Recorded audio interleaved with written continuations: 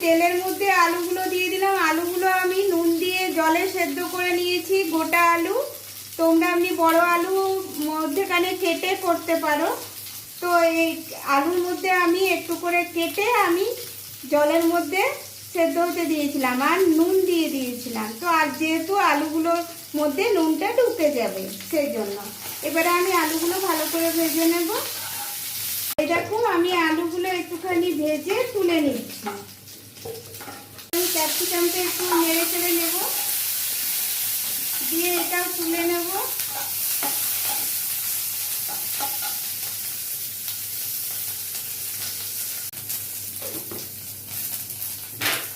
এবারে আমি এগুলো তুলে নেব।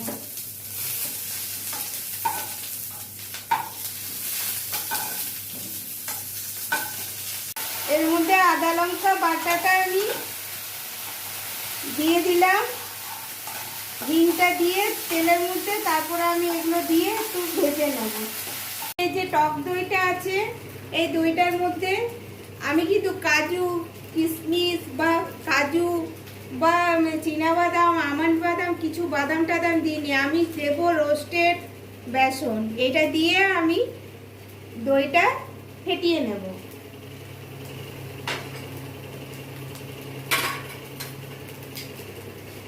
এটা সম্পূর্ণ আমি নিজের রান্না আমি দেখাচ্ছি তোমাদের বন্ধুরা। সবসময় টক দইটা হয়তো ঘরের মধ্যে থাকতে পারে, বাদাম তো নাও থাকতে পারে, তখন তোমরা এরকম করে করবে। আমার মনে হয় ভালো হবে, খারাপ হবে না।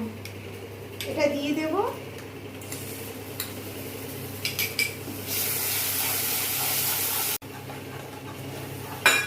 একটু এই যে জলটা দিলাম, দই আর বেসন যেটা আমি ফেটিয়ে দিলাম তার মধ্যে বাটির মধ্যে একটু জল নিয়ে ধুয়ে বাটিটা জল আমি এর মধ্যে দিয়ে দিলাম।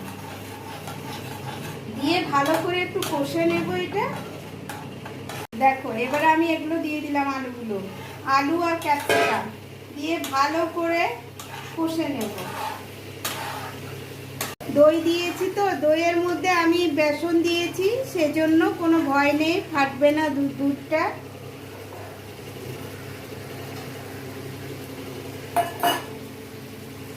এই দেখো এরকম করে করতে পারো তোমরা।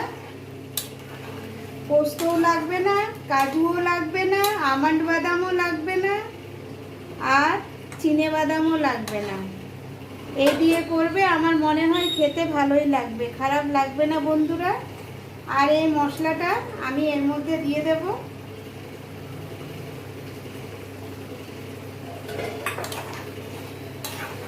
একটু টেস্টের জন্য একটু আমি চিনি দিলাম, একটু টেস্টের জন্য চিনি দিলাম, যেহেতু রুটি দিয়ে খাওয়া হবে তো টেস্টটা ভালো লাগবে। এই দেখো নেড়ে চেড়ে আমি এই দুধটা ঢেলে নেব।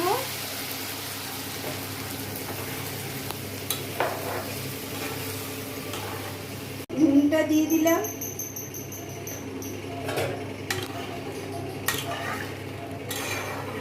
ব্যাস একটু ফুটে উঠবে, একটু মাখা মাখা হবে আর নামিয়ে নেব। বন্ধুরা আমার এই রান্না আমার রেডি, সাদা আলুর দম রুটি দিয়ে খাওয়ার জন্য।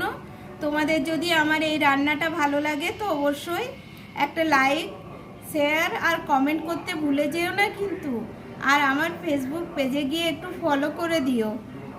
টাটা, সবাই ভালো থাকবে, সুস্থ থাকবেন।